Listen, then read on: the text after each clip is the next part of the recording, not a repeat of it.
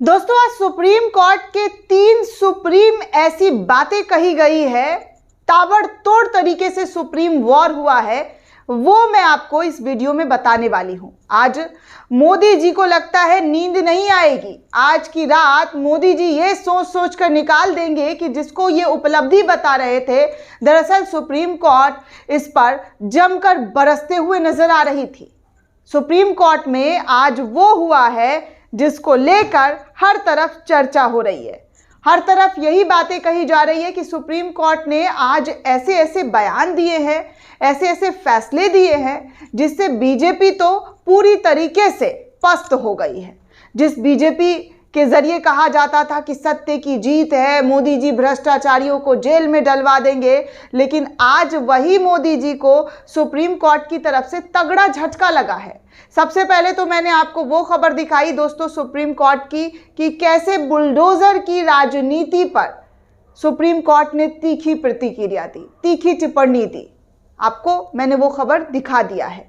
दूसरी दोस्तों, दिल्ली दंगे से जुड़ी हुई खबर निकलकर सामने आ रही है कि कैसे आज सुप्रीम कोर्ट के अंदर दिल्ली दंगे से जुड़े हुए 10 आरोपी को रिहा कर दिया गया है। 10 आरोपी जो है वो रिहा हो गए हैं। पहले मैं आपको ये खबर बता दूं कि दिल्ली दंगे में कई लोगों को जो है उस वक्त जेल की सलाखों के पीछे डाला गया था। सालों साल जेल के अंदर वो जो है आज भी हैं, लेकिन करीब करीब कहा जा रहा है कि 10 आरोपी को आज दिल्ली हिंसा के मामले में अदालत ने संदेह का लाभ देते हुए बरी कर दिया है, बाइज्जत बरी की गई है। हर तरफ सोशल मीडिया पर इस खबर को लेकर चर्चा है।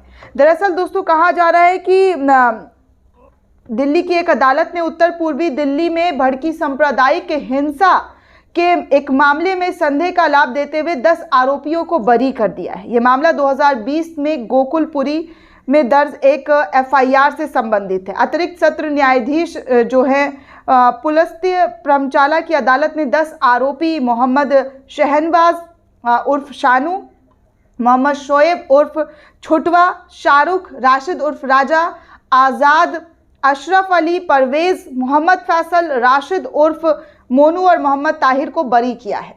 अदालत ने उन तमाम आरोपियों के खिलाफ लगाए गए संदेह से परे साबित नहीं हुए हैं जो आरोप उन पर लगाया गया था, इसलिए उन्हें इस मामले के खिलाफ जो है लगाए गए सभी आरोपों से बरी कर दिया है। इन व्यक्तियों पर पुलिस ने दंगा, लूट, सांप्रदायिक और विद्वेष फैलाने के आदि संबंधित मामले दर्ज किए थे, लेकिन जो सुप्रीम कोर्ट में कोर्ट के अंदर जो जहाँ पे भी अभी कोर्ट दिल्ली की एक अदालत में जो भी सुनवाई हुई दोस्तों, उसमें दिल्ली पुलिस ये साबित नहीं कर पाई कि जिन लोगों को जेल की सलाखों के पीछे डाला गया, जिन पर जो गंभीर संगीन आरोप लगाए, उन आरोपों में कोई भी सत्यता है, वो प्रूफ नहीं कर पाए। सोचिए, कई साल बीत जाने के बाद भी दिल्ली पुलिस इन आरोपियों पर आरोप सिद्ध नहीं कर पाई, जिसके बाद आखिर में कोर्ट ने इन लोगों को बरी कर दिया, बाइज्जत बरी।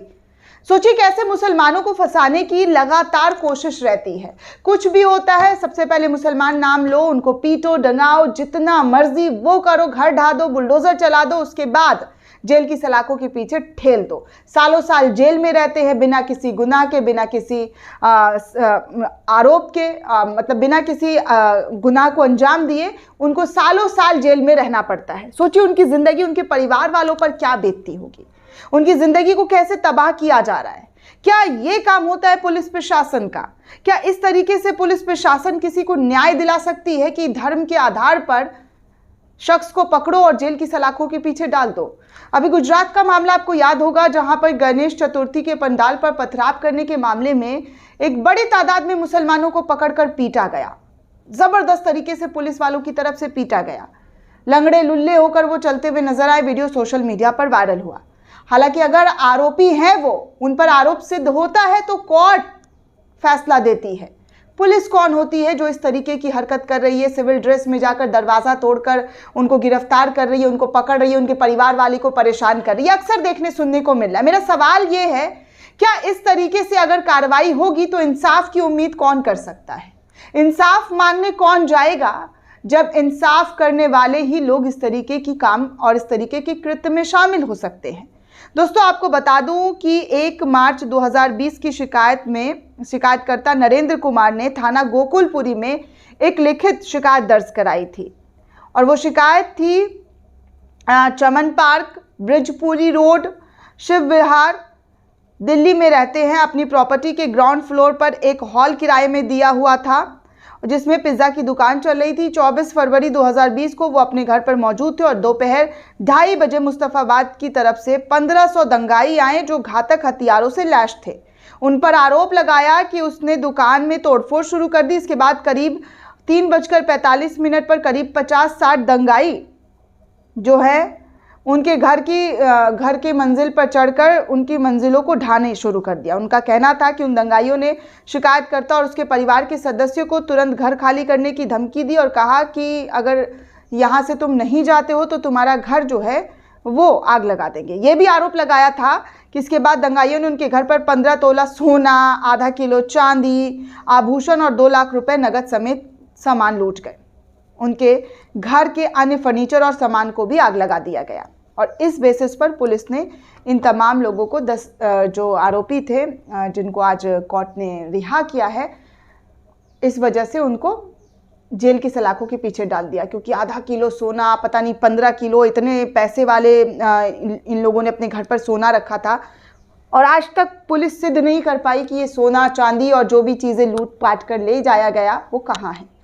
सोचिए एक बैग खो जाता है नरेंद्र मोदी की भतीजी का तो वो दिल्ली पुलिस 24 घंटे के अंदर ढूंढ कर ला देती है, लेकिन आधा किलो सोना चांदी खो जा रहा है और दिल्ली पुलिस जिन आरोपियों को पकड़ती है आरोप लगा करके उसको नहीं पकड़ पा रहे हैं। कमाल की बात है ना दोस्तों।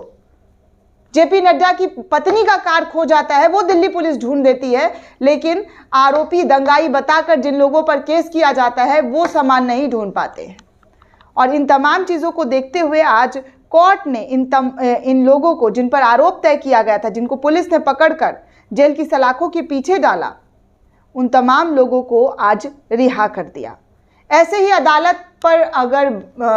अदालत अपनी काम ईमानदारी से करती रहे दोस्तों, तो लोगों का विश्वास बनता है, लोगों का विश्वास बढ़ता है और कहीं ना कहीं जो कोर्ट कचहरी और न्याय मांगने की उम्मीद में जो लोग कहते हैं कि भाई न्याय मांगने में बहुत देरी होती है, न्याय मांगने जाओ तो सालों साल चप्पल घिस जाते हैं, ये सही है, चप्पल तो घिस जाते हैं, लोगों को परेशानियां भी आती हैं और जो पैसों की भी जो दिक्कत होती है वो भी देखने सुनने को मिलता है क्योंकि कोर्ट कचहरी में अगर आप किसी केस में घुस गए तो पैसे तो बहुत लग जाते हैं, बहुत ज़्यादा पैसे खर्च होते हैं। और सोचिए ऐसे लोग जो गरीब हैं, जो दिन भर मजदूरी करके कमाते हैं, उन लोगों के पास कितना पैसा होगा। तो वाकई न्याय मिलने में तो बहुत देर लगा, लेकिन न्याय मिली और इसी न्याय पर आज लोगों का विश्वास एक बार फिर से मजबूत बनता हुआ नजर आ रहा है। एक और मामला दोस्तों यूपी के निचली अदालत का है, जहां पर ज्ञानवापी मस्जिद को लेकर जो है किस तरीके से ज्ञानवापी का जो मामला था दोस्तों, जहां पर बार बार याचिका दाखिल की गई हिंदू पक्ष की तरफ से कि ज्ञानवापी मस्जिद के अंदर नमाज ना पढ़ने दिया जाए, वजू ना करने दिया जाए, ये हिंदुओं की संपत्ति है, ये मस्जिद नहीं मंदिर है। तो इसको लेकर याचिका दाखिल की गई थी कि नमाज पर जो है रोक लगा दिया जाए, लेकिन मुसलमानों की जो है वहाँ ज्ञानवापी मस्जिद को लेकर एक बहुत बड़ी जीत हुई है, जिसको लेकर मुस्लिम समुदाय के अंदर काफ़ी खुशी का माहौल देखने सुनने को मिल रहा है। वैसे तो हर मस्जिद में मंदिर ढूंढने की कोशिश में कई संगठन के लोग लगे रहते हैं, कई संगठनों की मैं बात कर रही हूँ, तथाकथित संगठन के लोग लगे रहते हैं, लेकिन आज कोर्ट ने कई ऐसे फैसले दिए हैं जिसको सुनकर लोगों के बीच न्याय पर भरोसा जो है वो बनता हुआ नजर आ रहा है। दोस्तों इस पूरे रिपोर्ट को लेकर आप क्या सोचते हैं, आपकी क्या प्रतिक्रिया हमें कमेंट करके ज़रूर बताइएगा। साथ ही साथ चैनल को ज़्यादा से ज़्यादा लाइक, शेयर और सब्सक्राइब करना बिल्कुल भी ना भूलें।